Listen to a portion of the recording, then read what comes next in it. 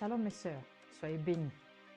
Aujourd'hui, nous allons nous intéresser à la machine à coudre, pour toutes celles qui sont appelées à coudre à la machine. Nous allons décortiquer les différents réglages à faire pour une première prise en main. Comment régler sa machine et comprendre comment elle fonctionne pour pouvoir coudre aisément. On y va tout de suite avec d'abord le matériel.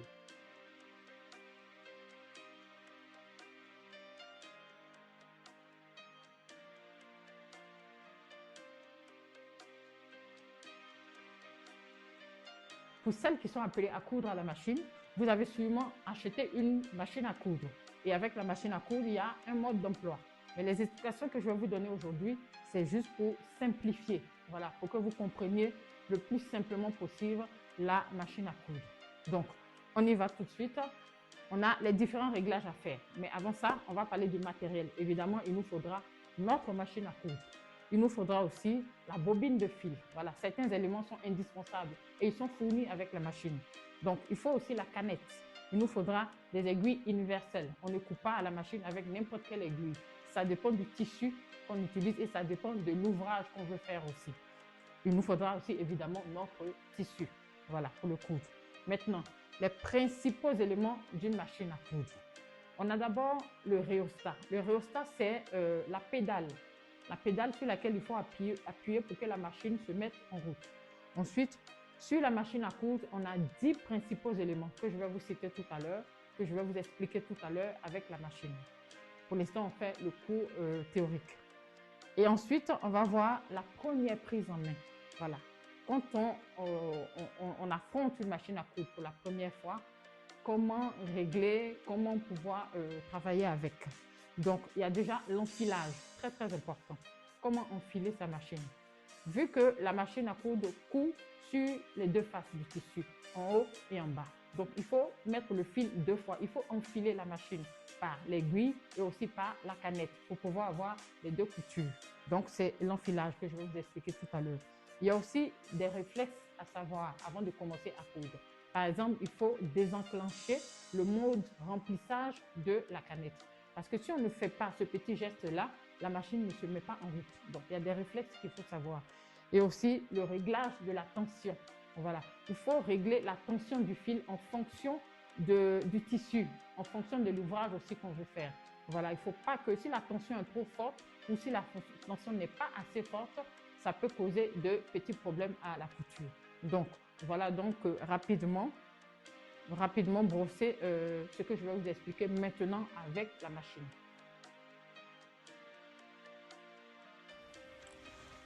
Nous avons d'abord le rhéostat qu'il faut connecter à la machine à coudre. Le rhéostat, c'est la pédale sur laquelle on appuie pour que le moteur se mette en marche. Il faut appuyer avec le pied. Le talon doit rester au sol et c'est l'extrémité du pied qui doit être posée sur la pédale. Sur la machine, on a la molette de réglage de la tension du fil qui est au-dessus et qui doit être entre 3 et 4. Là. Nous avons aussi la molette de réglage de la longueur du point qui doit faire 4 points sur 1 cm à peu près. Et là, nous avons la molette de réglage du point. En noir, on a le point chaîne et trame. Là, c'est la molette de réglage de la longueur du fil. Et là, c'est la molette de réglage du point. En noir, c'est le point chaîne et trame. Et en bleu et rouge, le point stretch. Là, on revient sur la molette de réglage de la tension du fil qui doit être entre 3 et 4. Sur certaines machines, les 3 molettes sont au même endroit alignées. La molette de réglage de la tension du fil, la molette de réglage de la longueur du fil et la molette de réglage du point. On continue avec les éléments de la machine. Là, c'est le porte-canette.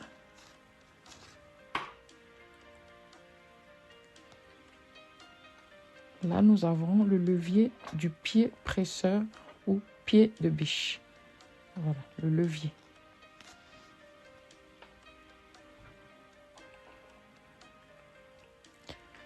Là en bas, nous avons le bloc de rangement avec le nécessaire à l'intérieur.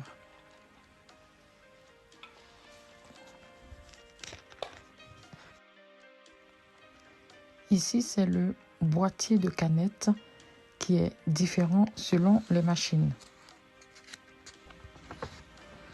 Là, nous avons le bouton pour le point arrière. En bas, nous avons le porte-aiguille et l'aiguille. Et tout à fait en bas, on a le pied presseur ou le pied de biche.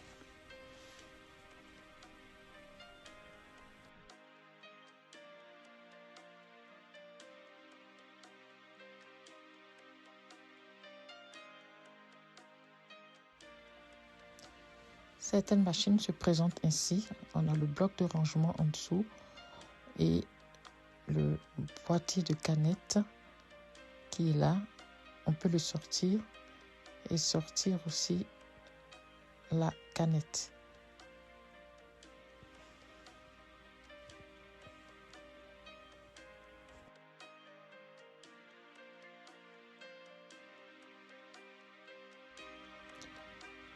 On y va donc avec la première prise en main. Nous allons commencer par l'enfilage de la machine. Pour commencer, munissons-nous d'une bobine de fil et d'une canette. Il faut placer la bobine sur le porte-bobine et le bloquer avec le support. Installer la canette sur le porte-canette et bloquer la canette en mode remplissage en la décalant sur la droite. Bon, ma canette était déjà un peu pleine, mais c'est pas grave. Ensuite, il faut suivre le schéma d'enfilage du fil et l'enrouler autour de la canette.